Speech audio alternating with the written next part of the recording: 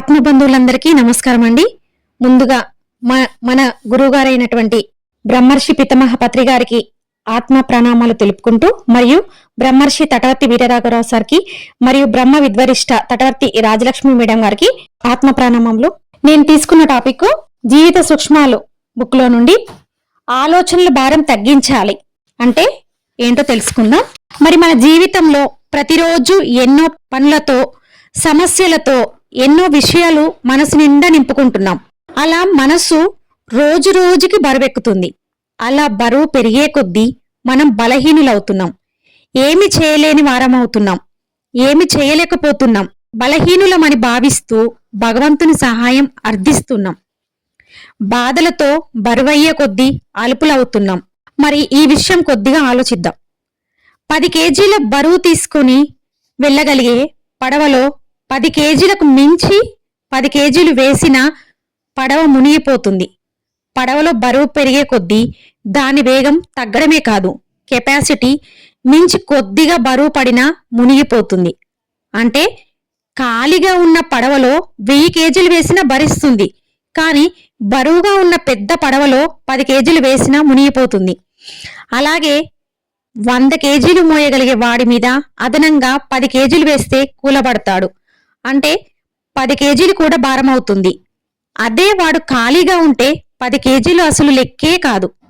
ఇక్కడ మోయడం అన్నది వాడు బరువుతో ఉన్నాడా, ఖాళీగా ఉన్నాడా అన్న దాని మీదే ఆధారపడి ఉంది.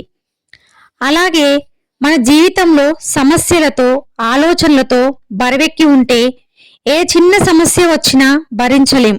కానీ ఆలోచన శూన్యం చేసుకుని తేలికగా ఉంటే ఎంత పెద్ద సమస్య వచ్చినా సమస్యగానే అనిపించదు.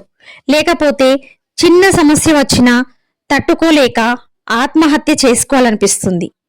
అంటే ఇక్కడ సమస్య ఎలాంటిది అన్నది ప్రాధాన్యం కాదు.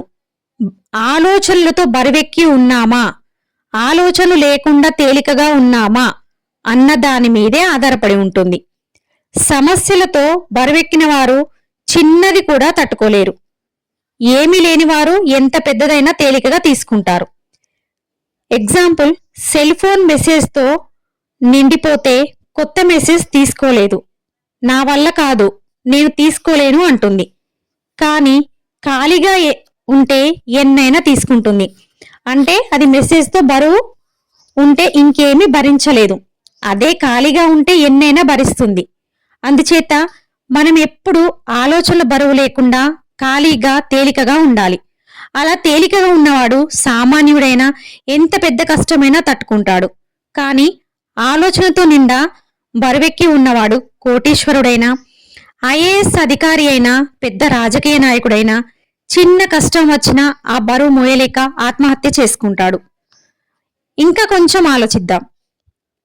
నీరు ఘనరూపంలో మంచుగడ్డగా బరువుగా ఉన్నప్పుడు శక్తి లేకుండా ఉంటుంది. కానీ అది ఆవిరిగా మారి తేలికైనప్పుడు ఎంతో శక్తివంతమైన రైళ్లను, ఓడలను, ఫ్యాక్టరీలను నడుపుతుంది. అలా బరువు మీద ఉన్నవాడు భారంగా నడుస్తాడు.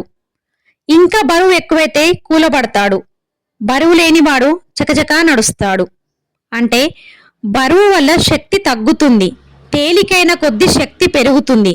అలాగే మనసులోని దుఃఖకరమైన ఆలోచనలతో బరువెక్కిన మానవుడు శక్తిహీనుడుగా మారుతున్నాడు. కానీ మనస్సులోని ఆలోచనల బరువు పూర్తిగా తీసివేస్తే ఆ మానవుడే అనంత శక్తి స్వరూపుడుగా తయారవుతాడు. యోగులు నిత్యం ధ్యానం చేసి మనస్సులో ఉన్న భారమంతా తగ్గించుకొని తేలికగా మారి శక్తివంతులయ్యారు. మనం ధ్యానం చేయకపోవడం వల్ల రోజు రోజుకి బరువు పెంచుకుని ఇంకా శక్తిహీనులుగా, అల్పులుగా ప్రవర్తిస్తున్నాం. అందుచేత ఆనాపానసతి ధ్యానాన్ని ప్రతిరోజు ఎక్కువ సమయం చేసి శక్తివంతులు కావాలి. ధ్యానం చేయడం అంటే మనస్సు బరువు తగ్గించడం, మనస్సులోని దుఃఖకరమైన ఆలోచనలు ఖాళీ చేయడం, మనస్సుని శూన్యం చేయడం, తేలికగా కావడం. అలా చేసే కొద్దీ మనం శక్తివంతులమవుతాం. ఎన్ని సమస్యలు ఉన్నా లెక్క చెయ్యం, గొప్ప కార్యాలు సాధిస్తాం. అందుచేత మనస్సులోని భారాన్ని ధ్యానం ద్వారా తగ్గించుకొని శక్తివంతులు కావాలి. యోగులుగా, గొప్పవారిగా జీవించాలి. ఇంతటితో ఈ టాపిక్ కంప్లీట్ అండి. అందరికీ ధన్యవాదాలు.